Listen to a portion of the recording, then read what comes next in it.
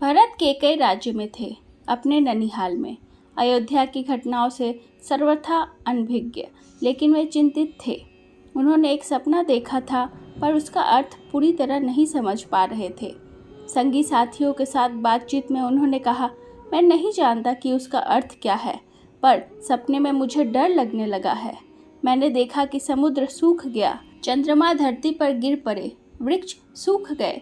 एक राक्षसी पिता को खींच कर ले जा रही है। वे रथ पर बैठे हैं, रथ गधे खींच रहे हैं। जिस समय भरत मित्रों को अपना सपना सुना रहे थे, ठीक उसी समय अयोध्या से घुड़सवार दूत वहां पहुंचे। घुड़सवारों ने छोटा रास्ता चुना था जल्दी पहुंचने के लिए। भरत को संदेश मिला। वे तत्काल अयोध्या जाने के लिए तैयार हो गए। ननिहाल में भरत का मन नहीं लग रहा था, उचट गया था। वे अयोध्या पहुंचने को उतावले थे। केकैराज ने भरत को विदा किया, 100 रथों और सेना के साथ। उन्हें घुड़सवारों से अधिक समय लगा, लंबा रास्ता पकड़ना पड़ा। सेना और रथ खेतों से होकर नहीं जा सकते थे। वे 8 दिन बाद अयोध्या पहुंचे, नदी पर्वत लांघते हुए, थके हुए और चिंतित। भरत ने अयोध्या नगरी को दूर से देखा। नगर उन्हें सामान्य नहीं लगा, बदला बदला सा था। अनिष्ट की आशंका उनके मन में और गहरी हो गई। यह मेरी अयोध्या नहीं है, क्या हो गया है इसे? उन्होंने पूछा।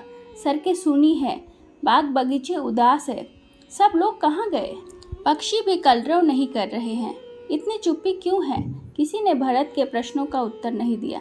नगर पहुंचते ही भरत सीधे राजभवन गए, महाराज दशरथ के प्रासाद की ओर। महाराज वहां नहीं थे। फिर वे कैकेयी के महल की ओर बढ़े। माँ ने आगे बढ़कर पुत्र को गले लगा लिया, परंतु भरत की आंखें पिता को ढूंढ रही थी। उन्होंने माँ से पूछा कि माँ, पिताजी कहाँ हैं? माँ ने कहा, पुत्र, तुम्हारे पिता चले गए हैं वहाँ जहाँ एक दिन हम सबको जाना है। उनका निधन हो गया। भरत यह सुनते ही शोक में डूब गए, पछाड़ खाकर गिर पड़े, विलाप करने लगे। माँ कैकेयी ने उन्हें उठाया, ढाढ़स बढ़ाया, कहा, उठो पुत्र, यशस्वी कुमार शोक नहीं करते। तुम्हारा इस प्रकार दुखी होना उचित नहीं है, राजगुणों के विरुद्ध है। अपने आप को संभालो। क्या से क्या हो गया? भरत यह मानकर चल रहे थे कि पिता राज्याभिषेक की तैयारियां में व्यस्त होंगे। सब कुछ उल्टा हो गया। क्या उन्होंने मेरे लिए कोई संदेश नहीं दिया? भरत ने माँ से पूछा। नहीं। अंतिम समय में उनके मुख से केवल 3 शब्द निकले, हे राम, हे सीता, हे लक्ष्मण। तुम्हारे लिए कुछ नहीं कहा। भरत व्याकुल थे, विकलता बढ़ती ही जा रही थी। वह तुरंत राम के पास जाना चाहते थे। महाराज ने उन्हें वनवास दे दिया है, 14 वर्ष के लिए। सीता और लक्ष्मण भी राम के साथ गए हैं। कैकेयी ने भरत का मन पढ़ते हुए कहा। वह जानती थी कि भरत यहाँ से सीधे राम के पास ही जाएंगे, परंतु वनवास क्यों? भ्राता राम से कोई अपराध हुआ क्या? राम ने कोई अपराध नहीं किया। महाराज ने उन्हें दंड भी नहीं दिया। इसके लिए मैंने महाराज दशरथ से प्रार्थना की थी। मुझे तुम्हारे हित में यही उचित लगा। मैं तुम्हारा अहित नहीं देख सकती थी, कैकेयी ने कहा। वरदान की पूरी कथा सुनाते हुए उन्होंने कहा, उठो पुत्र, राजगद्दी संभालो। अयोध्या का निष्कंटक राज्य अब तुम्हारा है। भरत अपना क्रोध रोक नहीं सके, चीख पड़े, यह तुमने क्या किया माते? ऐसा अनर्थ, घोर अपराध। तुम अयोध्या की अपराधी हो। वन तुम्हें जाना चाहिए था, राम को नहीं। मेरे लिए यह राज अर्थहीन है। पिता को खोकर, भाई से बिछड़कर। नहीं चाहिए मुझे ऐसा राज्य। इस बीच मंत्रीगण और सभासद भी वहां आ गए। भरत बोलते रहे, तुमने पाप किया है माते। इतना साहस कहाँ से आया तुम में? किसने तुम्हारी बुद्धि भ्रष्ट की? उल्टा पाठ किसने पढ़ाया? यह अपराध अक्षम्य है। मैं राजपद नहीं ग्रहण करूँगा। तुमने ऐसा सोचा कैसे? सभासदों की ओर मुड़ते हुए भरत ने हाथ जोड़कर कहा, आप भी सुन ले। मेरी माँ ने जो किया है उसमें मेरा कोई हाथ नहीं है। मैं राम की सौगंध खाकर कहता हूँ, मैं राम के पास जाऊँगा, उन्हें मना कर लाऊंगा, प्रार्थना करूँगा कि वे गद्दी संभालें। मैं दास बनकर रहूँगा। भरत बहुत उत्तेजित हो गए थे, स्वयं पर नियंत्रण नहीं रख सके। बोलते बोलते उनकी सांस उखड़ने लगी। वे चकरा कर धरती पर गिर पड़े। सुध-बुध लौटी तो भरत रानी कौशल्या की महल की ओर चल पड़े। उनसे लिपट कर बच्चों की तरह बिलख कर रोए, उनके चरणों में गिर पड़े। कौशल्या आहत थी। उन्होंने कहा, पुत्र, तुम्हारी मनोकामना पूरी हुई। तुम जो चाहते थे हो गया। राम अब जंगल में है। अयोध्या का राज तुम्हारा है। मुझे बस एक दुख है, कैकेयी ने राज लेने का जो तरीका अपनाया वह अनुचित था, निर्मम था। तुम राज करो पुत्र। अब मुझ पर एक दया करो, मुझे मेरे राम के पास भिजवा दो। भरत ने रानी कौशल्या से क्षमा मांगी, सफाई दी। रानी कैकेयी के व्यवहार पर ग्लानि व्यक्त की। कहा, राम मेरे प्रिय अग्रज हैं, मैं उनका अहित सोच भी नहीं सकता। मैं निरपराध हूँ। कौशल्या ने भरत को क्षमा कर दिया, उन्हें गले से लगा लिया। भरत सारी रात फूट फूट कर रोते रहे। सुबह तक शत्रुघ्न को पता चल गया था कि कैकेयी के कान किसने भरे थे। मंथरा अयोध्या के घटनाक्रम से घबरा गई थी, छिप गई। कुछ दिनों से उसे किसी ने नहीं देखा था। भरत और शत्रुघ्न राम को वापस लाने का मंत्रणा कर रहे थे। तभी शत्रुघ्न की दृष्टि मंथरा पे पड़ी, जो छुपकर भाग रही थी। उन्होंने लपक कर उसके बाल पकड़ लिए, खींचते हुए भरत के सामने लाए। भारत ने दासी की भूमिका बताई। शत्रुघ्न उसे जान से मारना चाहते थे, मगर भरत ने बीच बचाव किया। मुनि वशिष्ठ अयोध्या का राज सिंहासन रिक्त नहीं देखना चाहते थे। खाली सिंहासन के खतरों से वे परिचित थे। उन्होंने सभा बुलाई, भरत और शत्रुघ्न को आमंत्रित किया। भरत से कहा, वत्स, तुम राजकाज संभाल लो। पिता के निधन और बड़े भाई के वनगमन के बाद यही उचित है। भरत ने महर्षि का आग्रह अस्वीकार कर दिया। बोले, मुनिवर, यह राज्य राम का है, वही इसके अधिकारी है। मैं ये पाप नहीं कर सकता। हम सब वन जाएंगे और राम को वापस लाएंगे। वन जाने के लिए सभी तैयार थे। भरत ने सबके मन की बात कही थी। सबकी इच्छा यही थी कि राम अयोध्या लौट आए। अगली सुबह भरत मंत्रियों और सभासदों के साथ वन के लिए चले। गुरु वशिष्ठ साथ थे, नगरवासी भी थे। अयोध्या की चतुरंगिनी सेना तो थी ही। राम तब तक गंगा पार कर चित्रकूट पहुंच गए थे। वहां एक आश्रम था महर्षि भरद्वाज का, गंगा यमुना के संगम पर। राम आश्रम में नहीं रहना चाहते थे, क्योंकि उन्हें लगा कहीं महर्षि को असुविधा न हो। महर्षि ने उन्हें एक पहाड़ी दिखाई, जो बहुत सुंदर था। पर्णकुटी वहीं बनाई गई।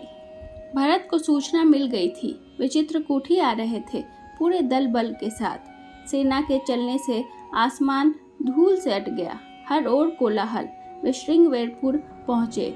निषाद राज गुह को सेना देखकर कुछ संदेह हुआ। कहीं राजमद में आकर भरत राम पर आक्रमण करने तो नहीं जा रहे। सही स्थिति पता चली तो उन्होंने भरत की अगवानी की। गंगा पार करने के लिए देखते देखते 500 नावें जुटा दी। रास्ते में मुनि भरद्वाज का आश्रम पड़ा। उन्होंने भरत को राम का समाचार दिया। वह मार्ग दिखाया जिधर से राम गए। वह पहाड़ी दिखाई जहाँ राम ने पर्णकुटी बनाई। अयोध्या वासियों ने रात आश्रम में ही बिताई, इस संतोष के साथ कि राम अब दूर नहीं है। आगे जंगल घना था। सेना चली तो वन में खलबली मच गई। जानवर इधर उधर भागने लगे। पक्षियों ने अपना बसेरा छोड़ दिया। छोटी वनस्पतियां सेना ने पांव तले कुचल गई। बड़े वृक्ष थरथरा उठे। राम और सीता पर्णकुटी में थे। लक्ष्मण पहरा दे रहे थे। कोलाहल उन्होंने भी सुना। वे एक ऊंचे पेड़ पर चढ़ गए, देखने के लिए कि मामला क्या है। लक्ष्मण ने देखा कि विराट सेना चली आ रही है। सेना का ध्वज जाना पहचाना था। अयोध्या की सेना थी। वे उत्तर की ओर से आगे बढ़ रहे थे। लक्ष्मण ने पेड़ से ही चीख कर कहा, भैया, भरत सेना के साथ इधर आ रहे हैं। लगता है वे हमें मार डालना चाहते हैं, ताकि एक छत्र राज कर सके। राम कुटी से बाहर आए। उन्होंने लक्ष्मण को समझाया, भरत हम पर हमला नहीं करेगा, कभी नहीं। वह हम लोगों से भेंट करने आ रहा है। राम ने कहा, भेंट के लिए सेना के साथ आने का क्या औचित्य? दो भाइयों के मिलन में सेना का क्या काम? लक्ष्मण आश्वस्त नहीं थे। वे सेना पर आक्रमण करना चाहते थे। राम ने उन्हें रोक दिया। वीर पुरुष धैर्य का साथ कभी नहीं छोड़ते। कुछ समय प्रतीक्षा करो।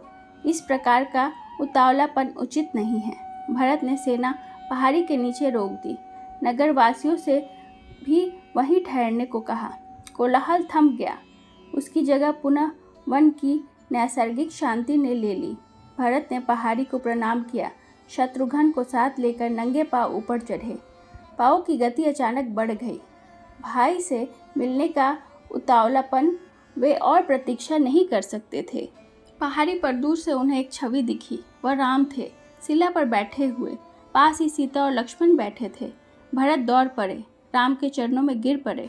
उनके मुख से एक शब्द भी नहीं निकला। शत्रुघ्न ने भी राम की चरण वंदना की, लेकिन शत्रुघ्न भी कुछ बोल नहीं पाए। उन्होंने दोनों को उठाकर सीने से लगा लिया। सबकी आंखों में आंसू थे। भरत साहस नहीं जुटा पा रहे थे बड़े भाई को यह सूचना देने के लिए कि पिता दशरथ नहीं रहे। उन्होंने कहा, भ्राता, एक दुखद समाचार है। बहुत कठिनाई से उन्होंने कहा, पिता दशरथ नहीं रहे। आपके आने के 6ठे दिन बाद ही उन्होंने अपने प्राण त्याग दिए। राम सन्न रह गए, शोक में डूब गए। राम को पता चला कि भरत के साथ केवल सेना ही नहीं, नगरवासी, गुरुजन और माता कैकेयी भी आई हुई हैं। राम लक्ष्मण पहाड़ी से उतरकर उनसे भेंट करने आए, सबसे स्नेह से मिले। सीता को तपस्विनी के वेश में देखकर माताएं दुखी हुई। राम ने कैकेयी को प्रणाम किया, सहज भाव से। कैकेयी मन ही मन पछता रही थी। अगले दिन भरत ने राम से राज ग्रहण करने का आग्रह किया, विनती की कि अयोध्या लौट चले। राम इसके लिए तैयार नहीं हुए। पिता की आज्ञा का पालन अनिवार्य है। पिता की मृत्यु के बाद मैं उनका वचन नहीं तोड़ सकता। भरत को राजकाज समझाया, कहा कि अब तुम ही गद्दी संभालो, यह पिता की आज्ञा है। राम भरत संवाद के समय मंत्री और सभासद वहीं उपस्थित थे, मुनि वशिष्ठ भी। भरत बार बार राम से लौटने का आग्रह कर रहे थे। राम हर बार पूरी विनम्रता और दृढ़ता के साथ इसे अस्वीकार करते रहे। महर्षि वशिष्ठ ने कहा, राम, रघुकुल की परंपरा में राजा ज्येष्ठ पुत्र ही बनता है। तुम्हें अयोध्या लौटकर अपना दायित्व निभाना चाहिए, इसी में कुल का मान है। राम ने बहुत संयम स्वर में कहा, चाहे चंद्रमा अपनी चमक छोड़ दे, सूर्य पानी की तरह ठंडा हो जाए, हिमालय शीतल ना रहे, समुद्र की मर्यादा भंग हो जाए, परंतु मैं पिता की आज्ञा से विरत नहीं हो सकता। मैं उनकी आज्ञा से वन आया हूँ, उन्हीं की आज्ञा से भरत को राजगद्दी संभालनी चाहिए। राम किसी तरह लौटने को तैयार नहीं हुए। भरत के चेहरे पर निराशा के भाव थे। वे विफल हो गए थे राम को मनाने में। आप नहीं लौटेंगे तो मैं भी खाली हाथ नहीं जाऊंगा। आप मुझे अपनी खड़ाऊ दे दें, मैं 14 वर्ष उसी की आज्ञा से राजकाज चलाऊंगा। भरत का यह आग्रह राम ने स्वीकार कर लिया, अपनी खड़ाऊ दे दी। भरत ने खड़ाऊ को माथे से लगाया और कहा, 14 वर्ष तक अयोध्या पर इस चरण पादुकाओं का शासन रहेगा। सबको प्रणाम कर राम ने उन्हें चित्रकूट से विदा किया। राम की चरण पादुकाओं को एक सुसज्जित हाथी पर रखा गया। प्रतिहारी उस पर चंवर डुलाते रहे। अयोध्या पहुंचकर भरत ने पादुका पूजन किया। कहा, यह पादुकाएं राम की धरोहर है, मैं इनका रक्षा करूंगा, इनकी गरिमा को आंच नहीं आने दूंगा। भरत अयोध्या में कभी नहीं रुके। तपस्वी के वस्त्र पहने और नंदीग्राम चले गए। जाते समय उन्होंने कहा, मेरी अब केवल एक इच्छा है, इन पादुकाओं को उन चरणों में देखूं जहां इन्हें होना चाहिए। मैं राम के लौटने की प्रतीक्षा करूंगा 14 वर्ष। आशा करती हूँ आपको मेरा ये वीडियो अच्छा लगा होगा। मिलते हैं नेक्स्ट वीडियो में कुछ और ज्ञान भरी बातें लेकर। तब तक जय श्री राम।